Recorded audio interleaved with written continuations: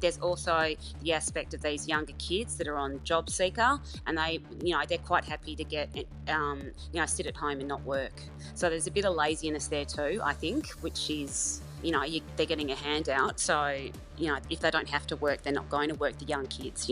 So I think that's also maybe a problem. Today on Dirty Linen, I am feeling really pretty bloody good. I'm recording on Sunday and it's just a bit of a day. I mean, to think about 2020 and good days, it's a pretty low bar. So I reckon this might be the best day of the year for me here in Melbourne, feeling quite elated about the US election and the possibility of the tone changing.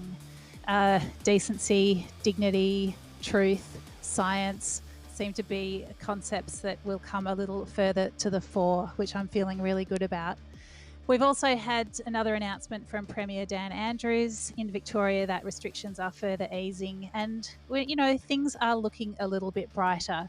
The changes that are flagged do not help every business, but it certainly feels like we are on a good and positive path.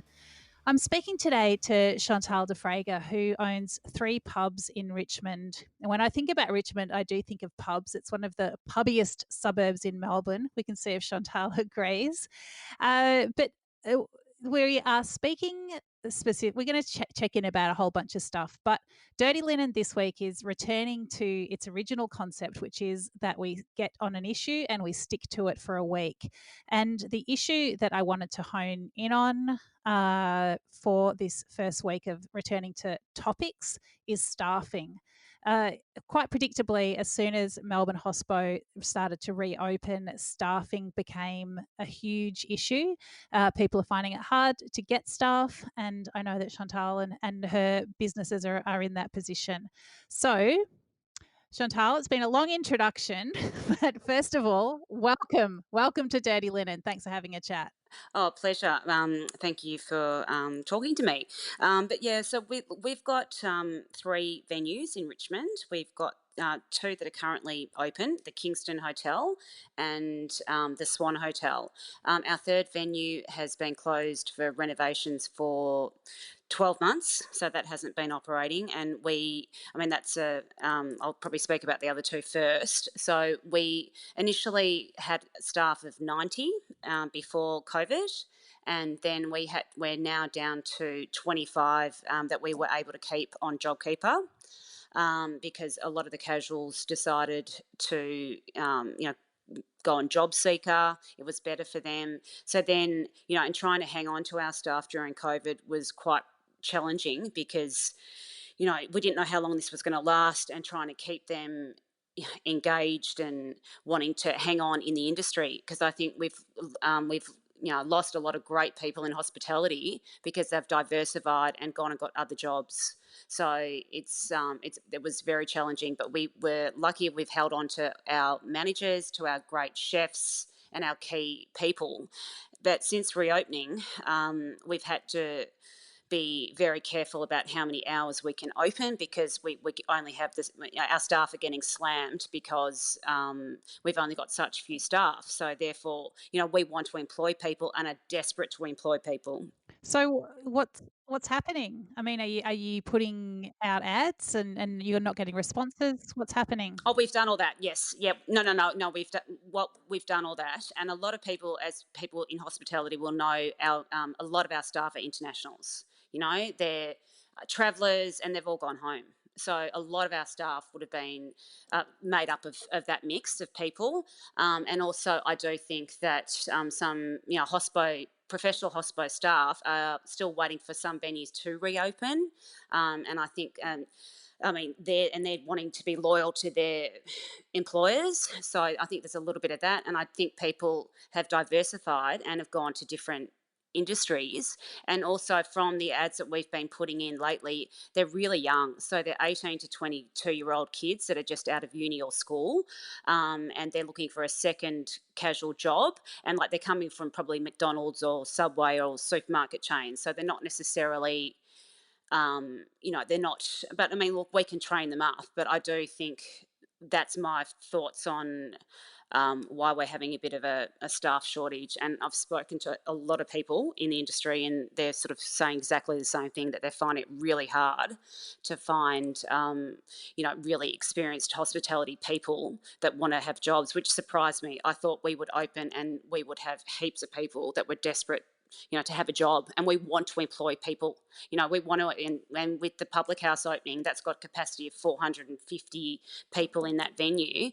When we can open to, better numbers, and we want to employ, another, 60 odd people in that venue. So it's been a challenge that I didn't think was going to be this hard. Yeah, I mean, it is so tricky because, it's great to have people that want to enter the industry, but you need to have that range of people, don't you? And you need to have enough people with experience that have got time to train the people that are coming in with less experience. Exactly. Yeah. And our staff are they're pushed to their limits at the moment because we've got such few staff, and they are working their bums off. Which is fantastic. I mean, like the Kingston has been booked out every single, double sittings. It's been, fantastic, but they're exhausted, and we need to make sure that they don't burn out. Because I've heard that too in other places, that people are getting, the staff are doing ridiculous hours because there's so few of them. So, I mean, all of a sudden we've gone from being closed for 7 months to open. And I mean, that's the other thing I think the government don't really understand, is that it's not just that easy of, turning on the switch and away you go. And I mean, especially in regional Victoria as well. I've got a girlfriend in All Saints, and that's even more problematic in regional Victoria because, trying to get staff there as well. So when you used to have a lot of internationals on your books, what was the balance there? I mean, did they arrive more experienced, or was it that there was, enough people floating around? They were willing to work, Dani. They were willing to work, and I think there's also the aspect of these younger kids that are on JobSeeker, and they're quite happy to get, sit at home and not work. So there's a bit of laziness there too, I think, which is, they're getting a handout. So, if they don't have to work, they're not going to work, the young kids, like they're living with mum and dad. So I think that's also maybe a problem.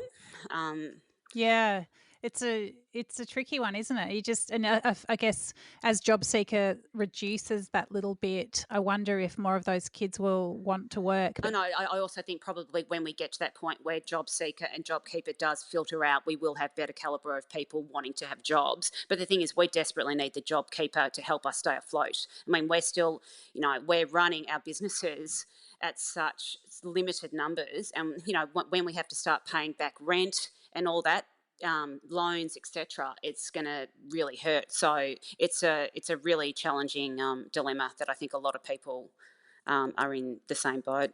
Yeah, it's really on a knife edge, isn't it? I mean, when you talk about those people that have gone off to other jobs in other industries, what kinds of stories are you hearing? Where are they going? Um, oh, I think anything like, fruit picking, or I don't know, something else. Different call centres, just something that was a bit more of a stable job because we didn't know how long, and it was such a long lockdown, and the psychological impact on people not working is huge, and I think it was so stressful. And I'm just so thankful that the staff that we have kept on JobKeeper have stuck and been loyal with us, and they're like phenomenal, and they're so excited. I mean, look, we're so happy to be back and open, and everyone's guns blazing, but I don't want them to burn out, and I want to replenish. We want to have a bit more of a just some more great staff. What do you think it is about Australians and hospitality? Like, why aren't there people clamouring to do these jobs? Yeah, well, you look in the kitchens as well, and the majority of them are, they're overseas staff, and they're just willing to get in there and work. And I do think that there's probably a little bit of an element I don't know. I'm not sure, but I mean, hospitality. It's a hard game, and it's tough, and it's long hours. But it's a great industry, and I mean that's why we've been in it for so long. Because I mean, I think they're fantastic people, and it takes a certain kind of personality to stick with it long term. And so many of those transient staff of the internationals, they would come and go, and they'd replenish. Like we'd get maybe a whole group of kids that were from France or wherever, and then they'd get their little group that they were living with to work, and it would go in cycles, and then they'd work at the different venues. But we're just not getting that, and I think that is a huge gap in our industry. I mean, it's pretty predictable, isn't it? We knew that this was going to happen. If the internationals left, everyone that works in hospitality knows how important they are Yes, to the businesses. It's not. which is why, yeah, exactly. Which is why everyone was saying that they've been forgotten, and that is a huge hole that we've been left with. So yeah, it's going to be challenging. I mean, it's hard to see that changing anytime soon. I don't think we're going to have people from overseas flooding back into the country anytime soon. The solution must be that Australians are going to need to step into these kinds of jobs. I mean, what do you think is the solution here? Well, we're going to have to train up young kids and get them trained up, and I'm sure we can, and we'll take them on and we'll train them, and that will just be. I mean, I can't see any other solution. So they'll just be really young, some of them, some of the staff, because we're not getting any interest from people over the age of sort of 25 at the moment. Yeah, it's interesting, isn't it? I mean, the like the pay is on parity with a lot of other industries. It's not that they're being terribly paid. I mean, it's presuming that they're paid properly. Of course, there are some operators that don't pay properly, but those that do, like it's decent wages. The conditions, if everyone's working according to the award, they're reasonable. Like there's breaks, there's you can't work a million hours a week. Is it a cultural thing? I think it definitely is. I do. I think there's an element of that. But look, who knows what the landscape will, how it will pan out. But we just want to get our businesses thriving again, and having that love of what we do. We love hospitality. We love, we've got, our chef at the Kingston, Michael, was the head chef at Denoy for years before we got him, and he's a fantastic person to work for. He's got a great team. We've got great teams in place, and seriously good managers in all the venues. And so, look, I think we're well placed moving forward. We just need that backup of staff that we're going to have to train up. Mm. I mean, if you had someone that was weighing up a career in hospitality, why would you tell them to do it? What's good about it? Oh, it's just it's fun, and it attracts fun people, and it's buzzy. And if you're a people person, you love talking to people. I think it's a fun industry to be in, and there's a lot of you work hard, you play hard, and it's got so many rewards, and you can progress up in hospitality. It can be a long-term career, and if you get trained up by really good people, you could look at then having your own venue and learning from getting experience from senior people to help you do. And that worries me. Like, I sort of think about so many of these businesses that are not going to survive this, and especially in Melbourne, we are when businesses have to start paying back their loans, etc. I think I'm really worried about what it's going to look like, and I just wanted. Do you feel the same? Yeah, look, I think everyone's wondering when JobKeeper goes, if it does go at the end of March, as is now slated. That feels like a cliff that a lot of people are going to tumble over. A lot of businesses are being subsidised. Perhaps, really, I guess some people have been clinging on to hopefully open, have a decent summer, and some are going to find that they have had a summer that's going to get them through, and some will find that they haven't. So I suppose it's a lot of businesses are still on a knife edge. I mean, many businesses, as we know, went into this whole period in debt, with suppliers invoices are outstanding. It was already a game of catch up, and to have this terribly difficult period where people were just really not making any money. It's pretty hard to carry a business through And I that. do think like the really good operators will be able to hang on, and but I do really worry about some of the smaller, especially in the city. I just, with no one working in there, you've got no internationals living there. It does concern me, but I'm hopeful that we can. I mean, Melbourne is such a wonderful city, and we are known for our beautiful restaurants, cafes, our culture. And I just desperately hope that we can, create. I mean, we want to create fun. We want to have a great vibe, and it's so important. I think especially now, people realise after we've been locked down for so long how important connections are and how important it is for us to catch up with our loved ones and our friends, and how important that is for your mental health on so many different levels. And that's exactly what hospitality venues can do, and we can do it safely, and we do it in a COVID safe way.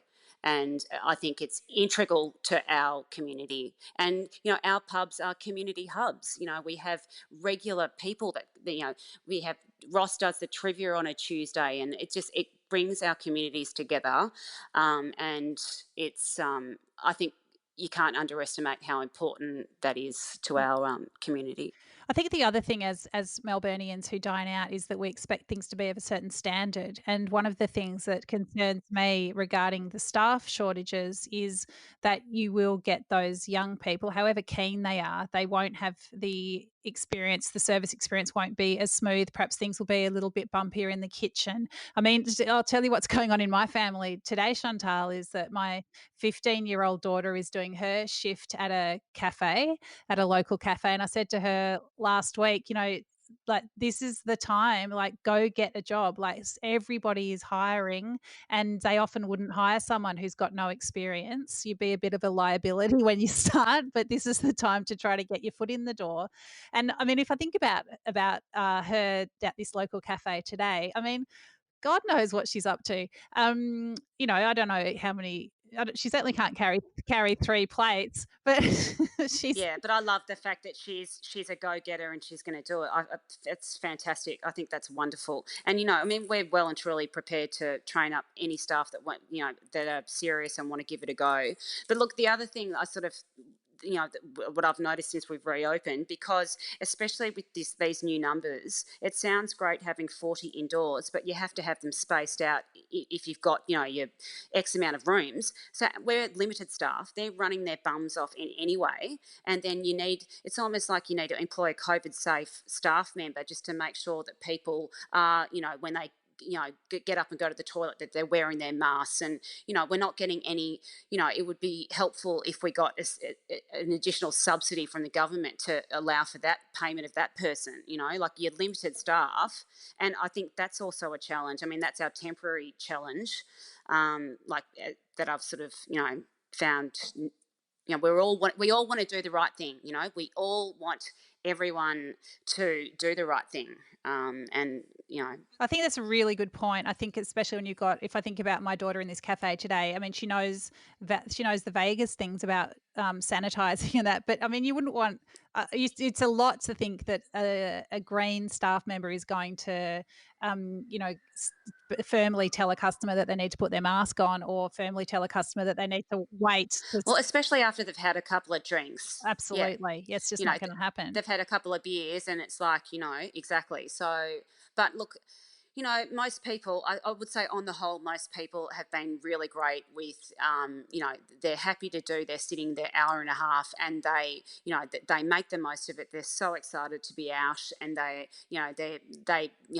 buy the good wines, and, that they are prepared to go when their time is up. And so, I mean, that's been pretty good. But I would definitely say that the demographic is a lot younger. Like, like the Kingston, we would have had a fairly older clientele at certain times, but they're not currently going out yet. So it's definitely a younger. You feel they're a bit cautious?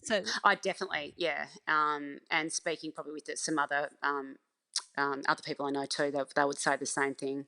It's definitely, a little bit younger at the moment. So, I mean, hope, clearly our numbers are looking good. So hopefully people will feel a bit more comfortable. I do think people are more comfortable this time than they were last time in June. I think people were very tentative then to go out because there was still a lot unknown about COVID. But I think, I think people are a lot more comfortable going out now. I mean, I personally am. Well, we're foodies. We love going out. We Yeah. love, yeah. But you have this run of 0 cases, and I think you just feel like, okay, it actually feels safe. But I suppose the flip side of that is you don't want people to feel too safe because you want everyone to keep being careful Exactly. so that we, hang Yeah, on to but you the. go back to the places. Yeah, I mean, I feel like you go to the places that you're comfortable with. You go to the places that you know, and especially, I think we are fortunate in the fact that we have we have a lot of outdoor spaces, and our venues are big enough that we can safely do the spacing, like the 4 by 4 square metre rule. I wish that had come in now rather than this 40 cap indoors. I don't understand that. Like, I think if we could have done the 4 by 4 square metre, but anyway, that will come on the 22nd of November, I think. But we're still capped to 100 people. Yeah. Yeah, I don't know. I can only assume that they're doing it because it's the safest way to do it. And I think there are some rules that you could Yeah, and think. look, we want to be safe. Yeah, Yeah. some rules have to be blanket rules, where you could look at a huge room and you could think, well, I mean, you can now divide a space with with a 5 meter gap, so there is a bit of flexibility that's coming in for larger venues. And I don't know. I guess the COVID lottery, it's just not necessarily a level. It's not a level playing field. It's not fair. It's luck of the draw. If you've got a larger space or you've got more outdoor space, I mean, you just didn't know that was going to make you lucky in a pandemic, did you? Yeah, well, look, and with the public house, we've added two additional levels on the public house. The top level is a rooftop. Sort of rooftop terrace, and then the third level can be all open air, and we also have on the second level a courtyard. So we are, extremely lucky of having those outdoor spaces. But we are waiting on furniture from overseas, and we're waiting on that to arrive before we can open. So that has been problematic because the time of getting furniture sent, and then it's got to be sent to Sydney and then get trucked from Sydney down to Melbourne.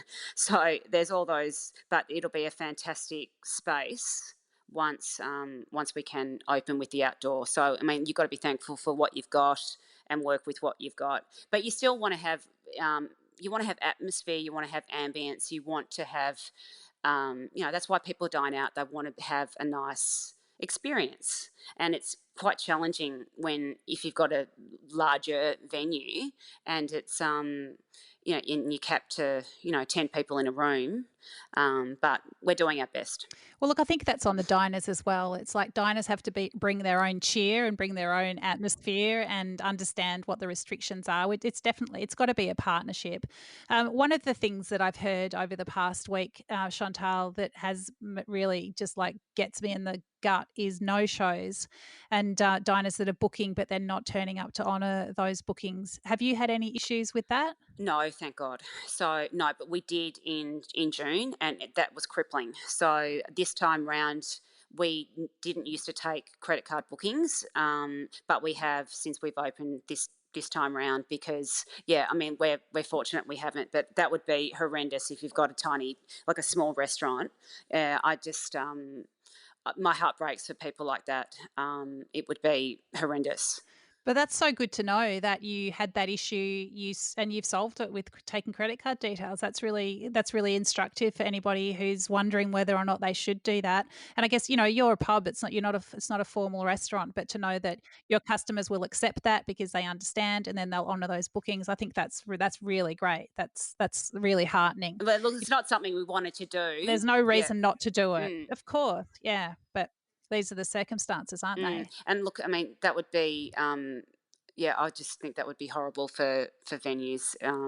Smaller venues, it would be horrific for them because every single bum on a seat is so important. Yeah. You mentioned that people are buying the nice wine. What other kinds of things could you say to customers that, would be great for them to do when they visit a venue?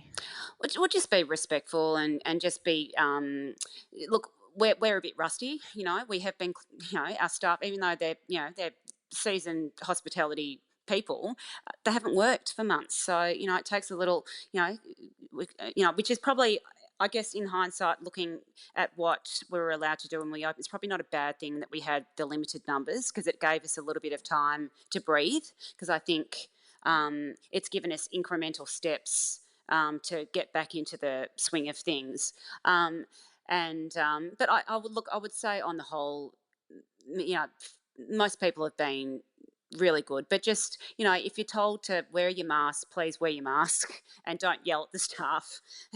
Just be, we're people. We're trying to make a living. We've not had any income for 7 months, so it's been really tough. Yeah. Chantal, we chatted briefly over messaging when we were making the time to do this, and I realised from your email address that you're part of the Maton guitar family. So I used to be a guitar roadie in a previous life, and the guitarist whose guitars I tuned loved Matons, and they are such beautiful guitars. Can you tell me a little bit about that, being part of the family that's that amazing Melbourne family that creates those guitars? Oh yeah, it's a labour of love. My grandfather Bill May started the business in 1946 from his garage. He at the time couldn't afford to buy a guitar that he wanted, so he's like, "Well, I'm going to make my own," and started the business. So the name's sort of it's from his surname May and Tone, and that's how it dropped the Y and the E to get Maton. And then my parents, Linda and Neville, took over from my grandfather, and they've been running the business ever since. And yeah, I mean, look, they've done so well during COVID, because so many people they were at home and they want an instrument. So it's actually, they've done really well, which has been fantastic. That's so good. So, is it compulsory in your family to play the guitar? Well, I didn't. Yeah, no, I did ballet, so Okay. I didn't play guitar. But I have, my son is a fantastic singer and plays guitar, so at least it's gone down to this generation. But yeah, look, I've absolutely loved the business, and I'm one of 4 kids, and yeah, we're hoping. Well, it's a family-run business, and we employ Australian staff. We export our beautiful product all around the world, and I'm really proud of that. That we make something in this country that people value. It's a quality product, and people love it. So I'm very proud of it. Yeah, amazing. It is such an iconic company and such beautiful guitars. Chantal, thank you so much for having a chat to me today. I can hear there's obviously big challenges, but I can hear the energy in your voice and also the passion. I think pubs are so important to Melbourne. Richmond is such a great place to go to the pub, and I hope that you can find some amazing staff. And I reckon anyone that gets trained up in your business is very lucky and is on their way to a beautiful career in a fantastic industry. So congratulations, well done, and all the best. Thank you so much. And look, I'm really excited. I'm excited now, and I get a bit nervous saying that, because you just don't know. But I'm optimistic about the future. Yeah. Awesome. So glad to hear it. Thank you so much. Thank you, Chantal. Thanks, Dani. This is Dirty Linen, and I'm Dani Valent. We air the issues that the hospitality industry finds hard to talk about. We spend a week thrashing around each issue, hearing from different people with unique perspectives. We want to hear from you as well. If you have something that needs to be said about a topic, get in touch so we can include your perspective. Contact us at dirtylinen@deepintheweeds.com.au or hit us up on Insta at Dirty Linen Podcast. We can't wait to hear from you. This is a Deep in the Weeds production.